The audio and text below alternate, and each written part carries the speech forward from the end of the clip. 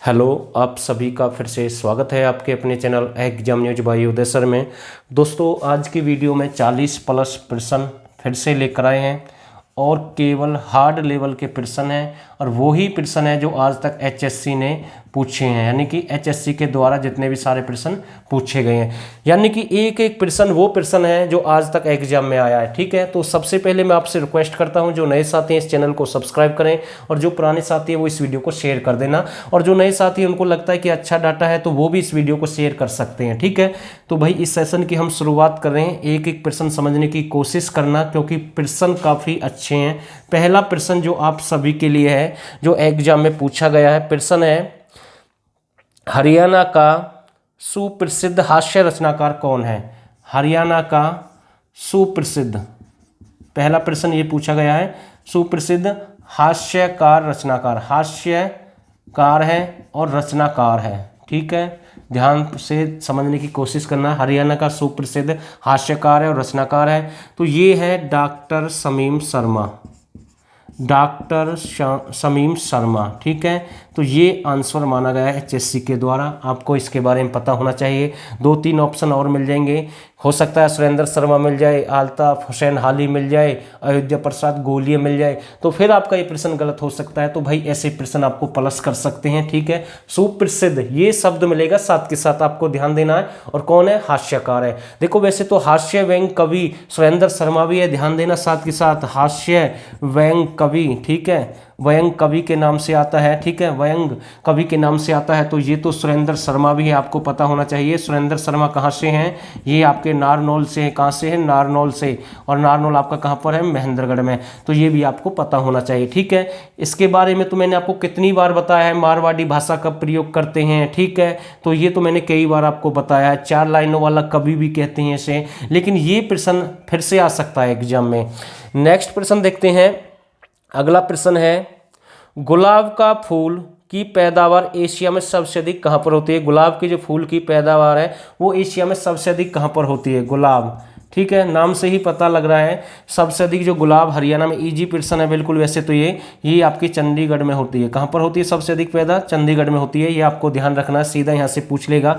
अगर गेंदा आपसे पूछ ले तो गेंदा जो एचएससी ने माना एक बार, ठीक है, गेंदा सबसे अधिक गुरुग्राम में होता है। जो एचएससी ने माना वो मैं आपको बता रहा हूँ। ठीक है, तो गेंदा सबसे अधिक गुरुग्राम में होता है। ठीक है, और गुलाब सबसे अधिक चंडीगढ़ में होता है, तो ये आपको पता होना चाहिए। ठीक है भाई, देखो कितनी बार मैंने आपको बताया है, प्रश्न आता है मोहर सिंह स्टेडियम। देखो प्रश्न घुमाकर पूछ लिया गया है और 3 नाम है भाई। अब यहां से गलत नहीं होना चाहिए प्रश्न आपका, मोहर सिंह स्टेडियम।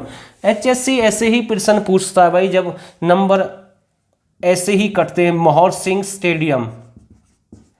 ठीक है, मोहर सिंह स्टेडियम। अब आप घूम जाएंगे भाई, मोहर सिंह स्टेडियम हरियाणा में कहाँ पर है? तो मैं आपको बता दूं, मोहर सिंह स्टेडियम को ही मयूर स्टेडियम कहते हैं, ध्यान रखना, मयूर स्टेडियम कहते हैं। पहला प्रश्न तो आपका ये बनेगा। ठीक है, अब आप सोच रहे होंगे सर मयूर स्टेडियम कहाँ पर है, तो मैं आपको बता दूं, मयूर स्टेडियम को ही राजा नाहर सिंह स्टेडियम कहते हैं, राजा नाहर सिंह स्टेडियम। ठीक है, तो राजा नाहर सिंह स्टेडियम भी किसे कहते हैं? मयूर स्टेडियम को कहते हैं, मोहर सिंह स्टेडियम इसी को कहते हैं, तीनों इसी के नाम है। और ये फरीदाबाद डिस्ट्रिक्ट में है। कहाँ पर है ये आपका? फरीदाबाद डिस्ट्रिक्ट में है। तो ये प्रश्न यहाँ से बन सकता है। अच्छा प्रश्न मैं इसे कह सकता हूँ। ये इंटरनेशनल लेवल का स्टेडियम है, हरियाणा में एकमात्र स्टेडियम है, ये भी आपको पता होना चाहिए। तो यहाँ से ये प्रश्न बन सकते हैं। ठीक है, और एक बार प्रश्न पूछा गया था मयूर झील। ठीक है, मयूर झील भी कहाँ पर है? आपकी फरीदाबाद में है, ये भी आपको पता होना चाहिए। मयूर झील भी आपके कहाँ पर है? फरीदाबाद में है। तो ये प्रश्न भी यहाँ से ऐसे बन सकता है, तो स्क्रीनशॉट ले भाई साथ के साथ। और दोस्तों, आप सभी से हमारी रिक्वेस्ट है, अगर आपको ये वीडियो काफ़ी अच्छी लगती है, जो नए साथी हैं पुराने साथी हैं, इस वीडियो को अभी के अभी लाइक कर दें और शेयर कर देना। हम आपसे बार बार बोलते हैं, ये आपका ही परिवार है, आपका ही अपना चैनल है, तो इस पर आपको ध्यान देना भाई। ठीक है, प्रश्न आता है कि जब 26 जनवरी, ध्यान देना भाई, 26 जनवरी 1950, इंपॉर्टेंट प्रश्न है, 26 जनवरी 1950 को जब संविधान लागू हुआ, बहुत अच्छा प्रश्न कह सकता हूं। जब संविधान लागू हुआ था 26 जनवरी 1950 को, तो उस समय पंजाब हरियाणा हाई कोर्ट का मुख्य न्यायाधीश कौन था? बहुत अच्छा प्रश्न है। न्यायाधीश कौन था भाई? इंपॉर्टेंट प्रश्न है। जो पंजाब हरियाणा हाई कोर्ट है उसका मुख्य न्यायाधीश कौन था? तो एरिक बेस्टेन। ध्यान देना भाई, एरिक बेस्टेन। कौन थे भाई? एरिक बेस्टेन थे।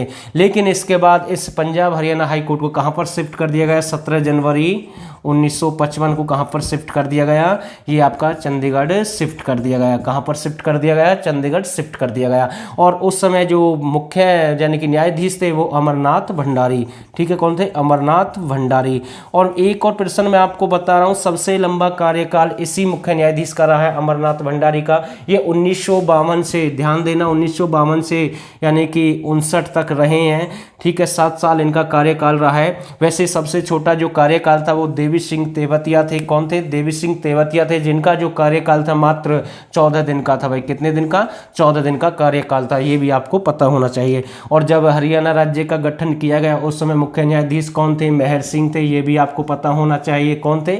मेहर सिंह थे। और जब शुरू में जब पंजाब हरियाणा हाईकोर्ट की लाहौर में स्थापना की गई थी तो उस समय शादीलाल बत्रा थे जो कि रेवाड़ी से हैं, और आज़ादी के बाद रामलाल थे जो कि रोहतक से हैं। ठीक है, एक प्रश्न के साथ कम से कम 5-6 प्रश्न मैंने आपको फिर से अलग से बताए हैं। और दोस्तों अगर आपको फुल कंप्लीट हरियाणा जी के आप करनी है, अच्छे से तैयारी करनी है, आपका एक भी नंबर नहीं कटेगा, ये मैं आपको विश्वास दिलाता हूं। तो आज भी आपके लिए ऑफर है भाई। ठीक है, 99 रुपये में आप हमारा जीके का बैच ज्वाइन कर सकते हैं। 89 30 31 82 26 पर केवल एक बार आपको पे करना है, बार बार पे करने की जरूरत नहीं है। ठीक है, और यहाँ से आपकी हरियाणा जी के फुल कंप्लीट हो जाएगी। और सबसे बड़ी जो बात है, हमारी वीडियो क्लास आपको मिलेंगी डेली। ठीक है, PDF आपको फुल कंप्लीट दी जाएगी, और करंट अफेयर भी आपको फ्री दी जाएगी इस बैच में। बिल्कुल 2020 की कंप्लीट मिल जाएगी, और जनवरी फरवरी जैसे जैसे एग्जाम होंगे 2021 की भी आपको मिलती रहेगी। तो इसका फ़ायदा उठाएं, जल्दी से ज्वाइन करें, और मौका आपका हाथ से कहीं निकल ना जाए। ठीक है, तो कुछ प्रश्न और देखते हैं भाई साथ के साथ। चलो भाई, और प्रश्न देखते हैं इस वीडियो में। देखो काफ़ी अच्छा प्रश्न है जो एग्जाम आया, महेंद्रगढ़ जिले से संबंधित है। प्रश्न पूछा गया, महेंद्रगढ़ जिले में निम्नलिखित में से कौन सा खनिज पाया जाता है? 4 ऑप्शन ऐसे थे, उनमें से एक आपको चुनना है कि भाई इसका सही आंसर क्या है। जो HSC ने माना है वो मैं आपको बता दूं, लाइमस्टोन। ठीक है, तो 3 ऑप्शन अलग थे और ये बिल्कुल राइट माना है। ठीक है, लाइमस्टोन कहाँ पर मिलता है? आपका महेंद्रगढ़ में मिलता है, और ये एक खनिज है। क्या चीज़ है? ये खनिज है। ठीक है, और खनिजों का शहर किसे कहते हैं? महेंद्रगढ़ को कहते हैं। वैसे औद्योगिक रूप से पिछड़ा हुआ एरिया है। ठीक है, ध्यान देना इस बात पर भी। तो ये प्रश्न फिर से एग्जाम में बन सकता है। चलो भाई, अगला प्रश्न देखते हैं। कई बार पूछ लेता है, सीधा पूछा एक बार प्रश्न कि शतरंज के आकार की योजना, इंपोर्टेंट भाई, शतरंज के आकार की योजना किस जिले की थी? इंपोर्टेंट है। देखो ये जिले से संबंधित प्रश्न पूछा गया। वैसे इसका जो सही आंसर रहेगा फतेहाबाद रहेगा। ठीक है, क्या रहेगा? फतेहाबाद रहेगा। लेकिन मैं आपको बता दूं, फतेहाबाद का बनावली एक शहर है। कौन सा? बनावली एक स्थान है जो कि सिंधु घाटी सभ्यता से संबंध रखता है।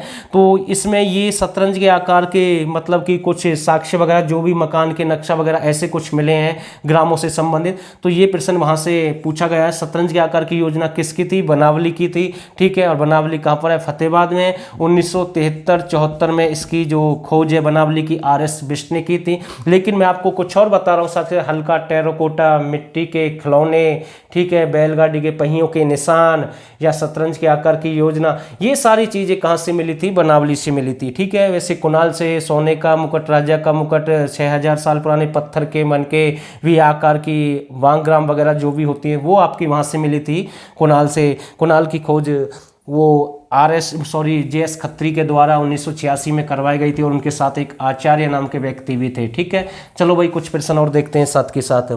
चलो, इस वीडियो में मैं आपसे बार बार एक ही बात बोल रहा हूँ कि अच्छे प्रश्न मैं कराऊंगा। देखो प्रश्न पूछा गया, प्रसिद्ध कवि ख्वाजा अल्ताफ हुसैन हाली किसके शिष्य थे? इंपोर्टेंट है भाई। ठीक है, अल्ताफ हुसैन। ठीक है, अल्ताफ हुसैन। ठीक है, इंपोर्टेंट प्रश्न है।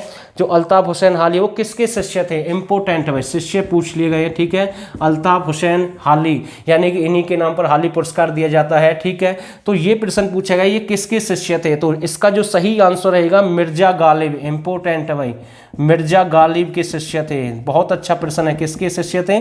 मिर्जा गालिब के शिष्य थे। तो ये आपको ध्यान रखना भाई, फिर से ये प्रश्न भी एग्जाम में आ सकता है।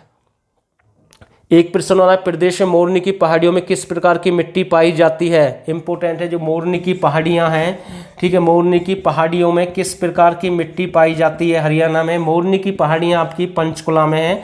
मोरनी की पहाड़ियां कहाँ पर है, पंचकुला डिस्ट्रिक्ट में है, ठीक है।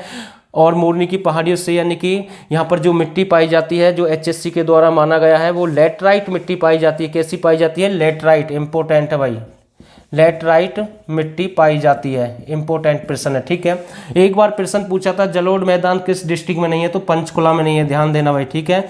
जलोढ़ मैदान कहाँ पर नहीं है, पंचकुला में नहीं है, तो ये प्रश्न भी एग्जाम में आ सकता है। और एक बार अब प्रश्न पूछा था, पीली धूसर मिट्टी, फिर से बता रहा हूँ, पीली धूसर मिट्टी कहाँ पर पाई जाती है, अंबाला और कैथल में पाई जाती है। कहाँ पर, अंबाला और कैथल में पाई जाती है, ठीक है। ये भी साथ के साथ बता रहा हूँ, स्क्रीनशॉट ले भाई।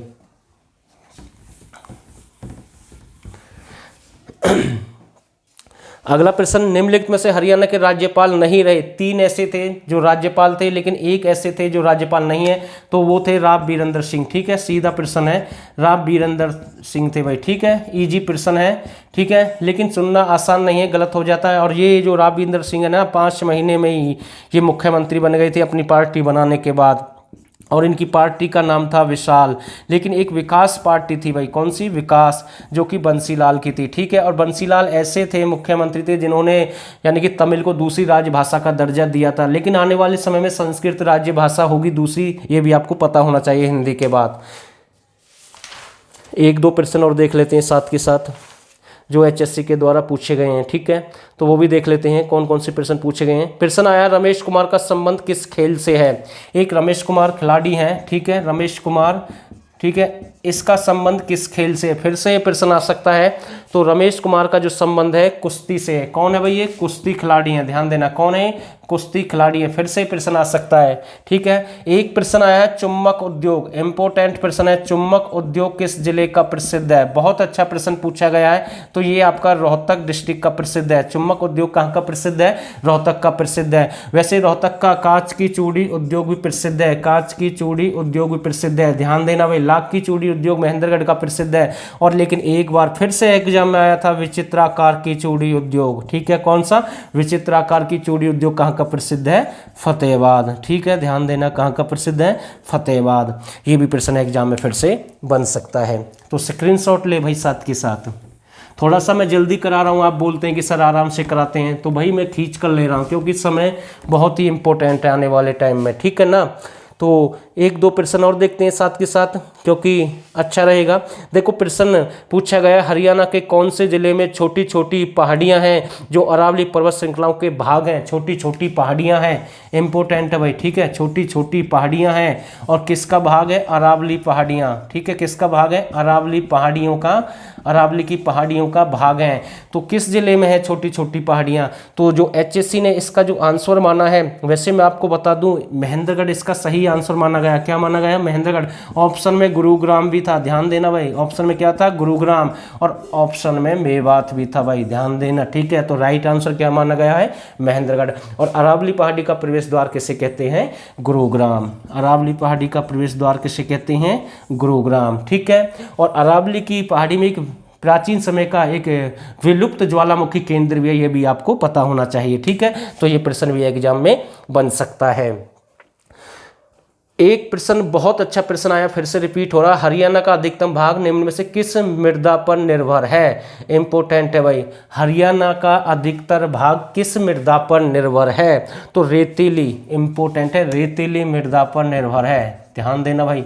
रेतीली मृदा पर निर्भर है हरियाणा का अधिकतर भाग, ठीक है। वैसे मैदानी है भाई, अधिकतर भाग कैसा है, मैदानी है, ठीक है। तो ये भी आपको पता होना चाहिए। स्क्रीनशॉट ले सकते हैं या फिर से 1-2 बार वीडियो को देख सकते हैं।